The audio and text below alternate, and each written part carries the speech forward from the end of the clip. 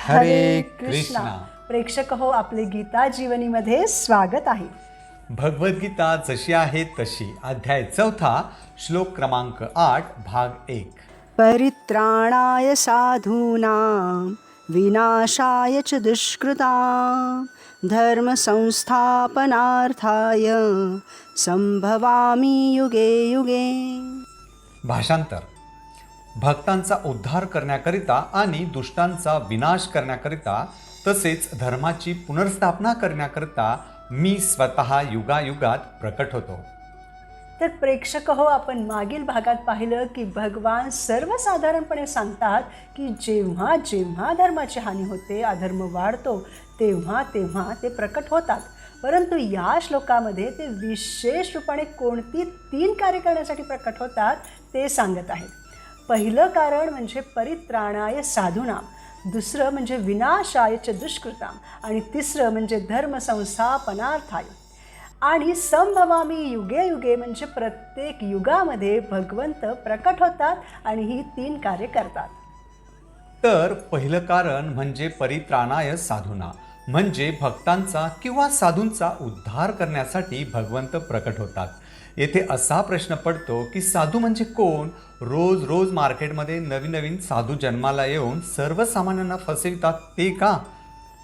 उत्तर आहे की ते अजिबात नाही.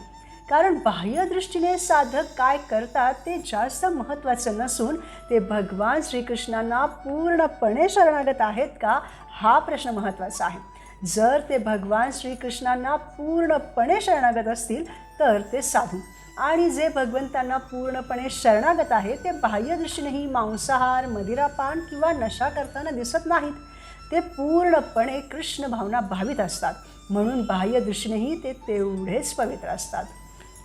परंतु समजा बाह्यदृष्टीने एखादा मनुष्य धार्मिक नाही असं वाटत असेल, परंतु जर तो हृदयापासून श्रीकृष्णांप्रती शरणागत असेल तर तोही साधूच समजावा. तसेच एखादा खूप मोठा विद्वान नसेल, जो सुसंस्कृत नसेल, परंतु तो कृष्ण भावना भावित असेल तर त्यालाही साधू म्हटले जाते. प्रेक्षक हो, कोणी व्यवसाय करत असेल, कोणी गृहस्थ असेल, कोणी ब्रह्मचारी असेल किंवा संन्यासी असेल, कोणीही असेल, जो भगवंतांचा भक्त आहे, त्यांना पूर्णपणे शरण गेलेला आहे, तो साधू आहे.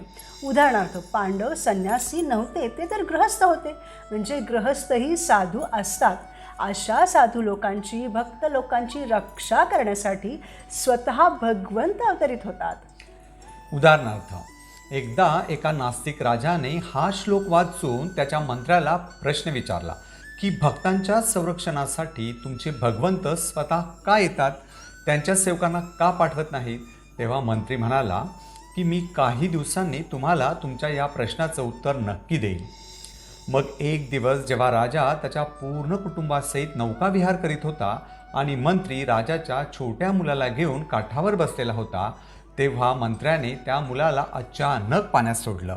मुलगा पाण्यात पडलेला पाहताच राजानं क्षणाचाही विलंब न लावता पाण्यात उडी मारली आणि स्वतःच्या मुलाला वाचवलं. काठावर आल्यावर राजानं मंत्र्याला त्याच्या अशा या घातक कृत्याचं कारण विचारलं. तेव्हा मंत्री म्हणाला की महाराज, मी तुम्हाला तुमच्याच प्रश्नाचं उत्तर देत होतो. तुम्ही विचारलं होतं ना की भक्तांच्या संरक्षणासाठी भगवंत स्वतः का येतात. आता हेच बघा ना, येथेही तुमचे अनेक सैनिक होते की जे पाण्यात उडी मारून तुमच्या मुलाला वाचवू शकत होते, परंतु तरीही तुमच्या मुलाला वाचवण्यासाठी तुम्ही स्वतःच पाण्यात उडी मारली का? कारण तो तुमचा मुलगा आहे म्हणून. त्याचप्रमाणे भगवंतांचे भक्त भगवंतांना अतिप्रिय असतात आणि म्हणून त्यांना वाचवण्यासाठी भगवंत स्वतः अवतरित होतात.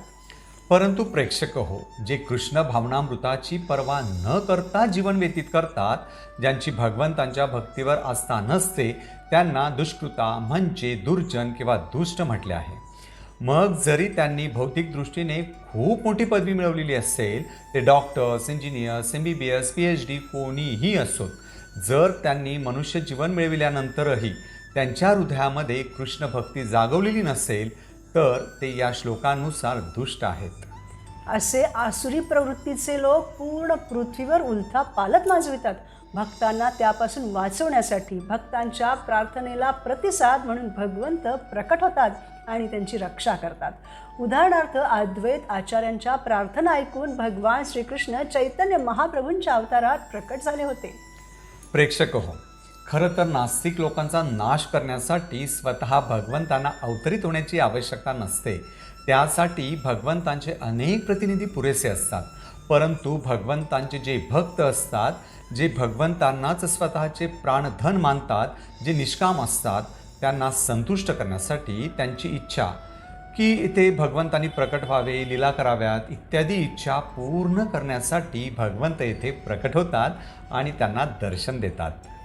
आणि त्याचबरोबर दुष्टांचा संहारही करतात. नास्तिक दंडनीय आहेत तर भगवत भक्त पोषणीय आहेत. जे धर्माच्या मार्गात चालत नाहीत, नेहमी अधर्माने वागतात, त्यामुळे समाजातील लोकांनाही पथभ्रष्ट करतात, साधूंना सतावतात, भक्तांचा नेहमीच छळ करत असतात. भगवंत अशा आसुरी लोकांना कधीही माफ करीत नाहीत. उदाहरणार्थ हिरण्याक्ष, हिरण्यकश्यपू, रावण, कंस, दुर्योधन अशा असुरांपासून, दुष्टांपासून भक्तांना वाचविण्यासाठी भगवंत येथे येतात. प्रेक्षक हो, एकाच कुटुंबामध्ये जन्म घेऊनही कोणी असुरी प्रवृत्तीचा बनतो म्हणजे तो भगवंतांवर विश्वास करत नाही आणि स्वच्छंदपणे जगू इच्छितो, स्वार्थ साधू इच्छितो. तर कोणी भगवंतांचा भक्त बनतो, जसे की हिरण्यकश्यपू आणि प्रल्हाद महाराज. हिरण्यकश्यपू भगवंतांना स्वतःचा शत्रू मानत होता. तो खूप मोठा राक्षस होता. त्यानं पूर्ण ब्रह्मांडावर विजय मिळवलेला होता. तरीही त्याला मारण्यासाठी भगवंतांना स्वतः प्रकट होण्याची गरज नव्हती. भगवंतांनी जो प्रलय आणला असता तर तो हिरण्यकश्यपू कितीही मोठा असला तरी सहजच नष्ट झाला असता. कोणाला अपचन झालं तरीही प्राण जाऊ शकतात. कोरोना आला तर कितीतरी लोक मृत्युमुखी पडले होते. तर मग असुरांना मारण्यासाठी भगवंतांना येण्याची गरज आहे का? तर नाही. पण तरीही भगवंत येतात, कारण त्यांना त्यांच्या भक्तांची रक्षा करायची असते. जेव्हा हिरण्यकश्यपू उत्पात माजवत होता, सर्वांना त्रास देत होता, तेव्हा भगवंतांना त्रास झाला नाही. परंतु त्यांचे भक्त प्रल्हाद, त्यांना जेव्हा हिरण्यकश्यपूने त्रास दिला तेव्हा, म्हणजे जेव्हा हिरण्यकश्यपूने प्रल्हादाला हत्तीच्या पायाखाली तोडण्याचा प्रयत्न केला, डोंगरावरून खाली ढकलून मारण्याचा प्रयत्न केला, सापांच्या मध्ये सोडून त्यांच्या दंशाद्वारे मारण्याचा प्रयत्न केला, तेव्हा भगवंत प्रल्हाद महाराजांना त्या छळापासून वाचवण्यासाठी ताबडतोब प्रकट झाले. आणि त्यामध्येच त्यांनी हातासरशी हिरण्यकश्यपूचा वधही केला, कारण प्रल्हादाची रक्षा करण्यासाठी त्याला मारणं गरजेचं होतं म्हणून. तसे श्रीकृष्णांची माता देवकी जरी कंसाची बहीण होती, तरी तिच्या विवाहाच्याच दिवशी त्यानं तिला तिच्या पतीसहित कारागृहात बंदिस्त केलं. त्यांचा अतोनात छळ केला, कारण त्यांच्या पोटी त्याचा काळ म्हणजे श्रीकृष्ण प्रकट होणार होते म्हणून. तेव्हा भगवान श्रीकृष्ण मुख्यतः कंसाचा वध करण्यापेक्षा देवकीचा उद्धार करण्यासाठी अवतरित झाले. पण दोन्ही कार्ये त्यांनी एकाच वेळी केली. अशा प्रकारे भगवंतांचा येथे अवतरित होण्यापाठीमागचा मुख्य उद्देश असतो भक्तांची रक्षा करणं, आणि ते करत असताना दुष्टांचा संहार होत असतो. भगवंत त्यांच्या विशुद्ध भक्तांच्या दुःखाचे निवारण करण्यासाठी विशेष करून अवतरित होतात. वैष्णव अपराध्यांना मारून ते भक्तांप्रतीचे प्रेम प्रदर्शित करण्यासाठी येतात.